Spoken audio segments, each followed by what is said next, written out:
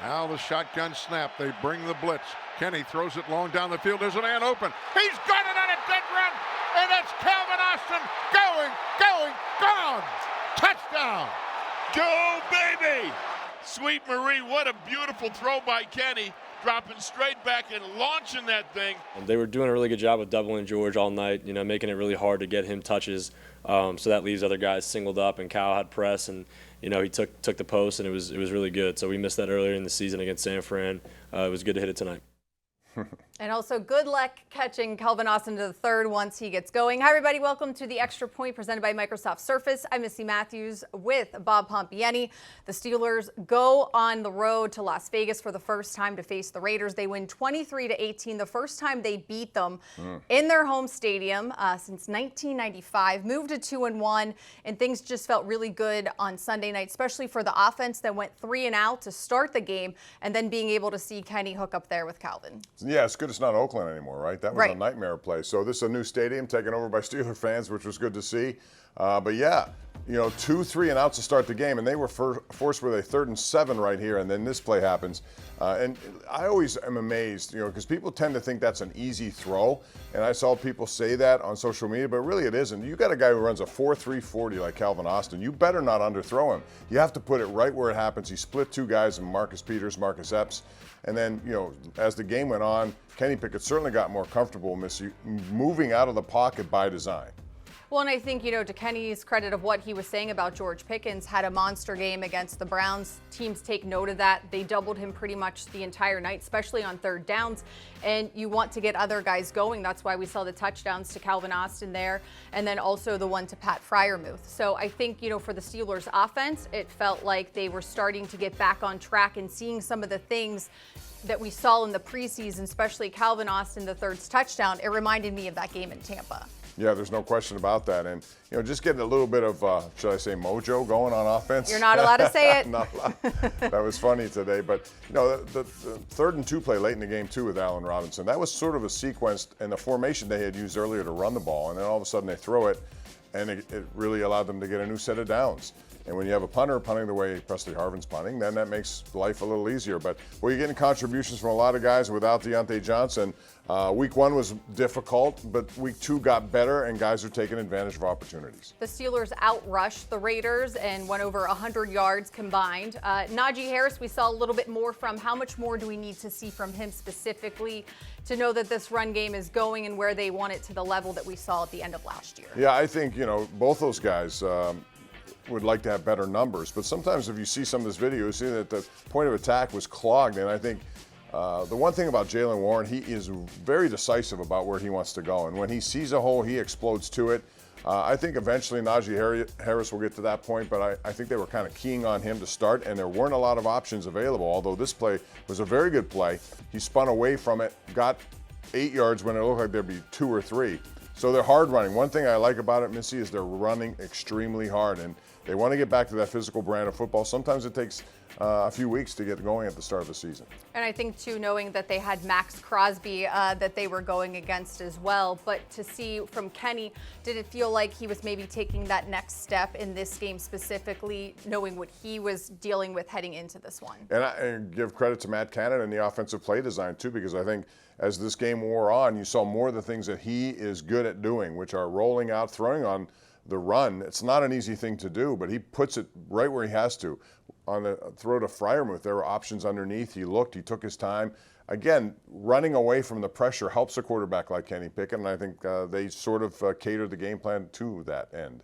All right, let's talk about the Steelers' defense heading into this game. Jimmy Garoppolo, the only quarterback to not be sacked heading into Week 3 in the Steelers, and T.J. Watt certainly changed that for him. What do you say about Watt? He's on pace for like 35 sacks on the year, and he was everywhere once again.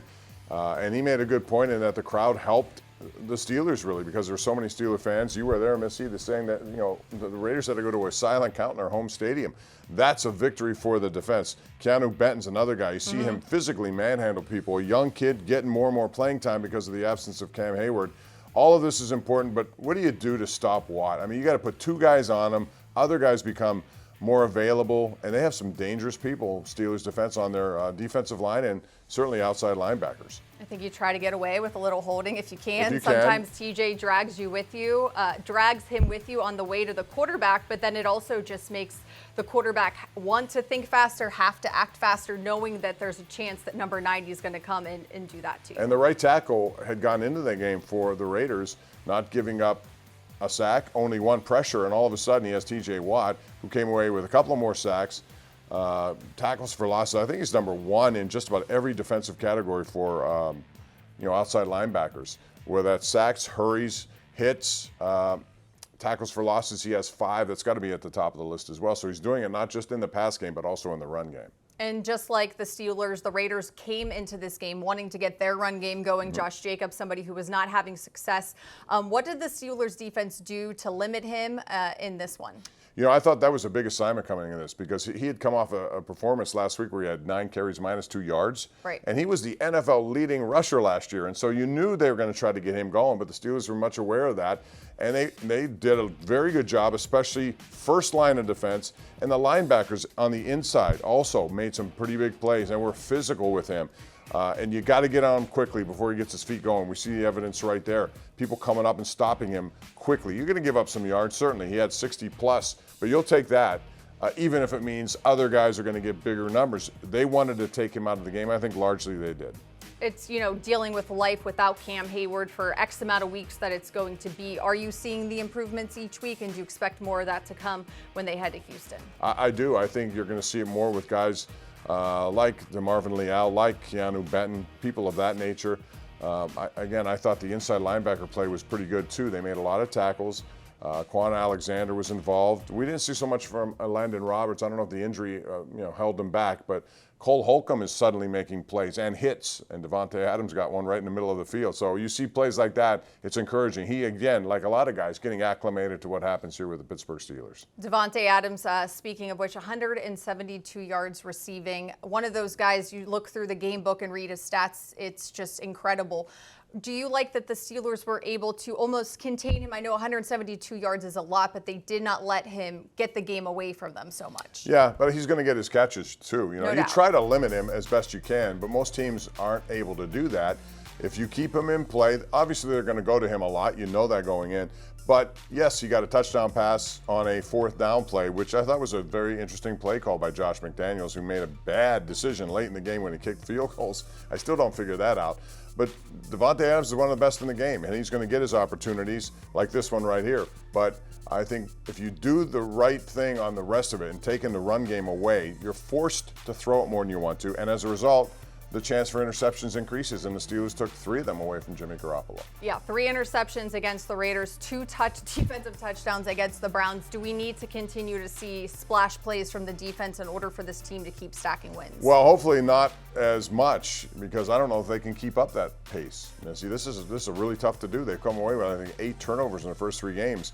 That's a great pace, but you would hope that the offense would have its share of big plays so that the defense doesn't have to be required every week to make them. It's a nice compliment if you get both, but I think the offense took a major step this past week, and I would expect them to take a bigger step this week against Houston, even though Houston's coming off that big win at Jacksonville. And as you had mentioned, at least for the Steelers defense, having a ton of fans from Pittsburgh in the crowd helps in terms of needing Jimmy Garoppolo and company to go on the silent count. There's no question about that. We may see that again in Houston. You've been down there before. It's been present there. For like sure. Christmas Day game or something like that? Yeah. So I would think they're going to be there, but I think you made a good point. They're going to honor J.J. Watt in the hopes that people will come out to watch J.J., even though T.J. will be there, and you wonder what that'll do to motivate T.J. even more, but they're going to put him in the Ring of Honor. I think your point is well taken. They're trying to do what they can to stop Steeler fans to from have getting their in fans there. Yeah, and I think I'm going to have to look up now, what JJ's all-time record is for sacks at home in one game to see if that's something TJ could break, because that's the kind of competitive level that you have between these brothers. Yeah, a lot of respect, but man, it's also a brother on brother. They want to outdo each other, and I think TJ's on his way to doing that, and JJ's pretty much confirmed it. Says he's the best player in the NFL right now. All right. Well, thanks so much for joining me, Bob. That Sure, is Missy. the Extra Point presented by Microsoft Surface. Thanks so much for joining us. We'll see you next week after the Texans game.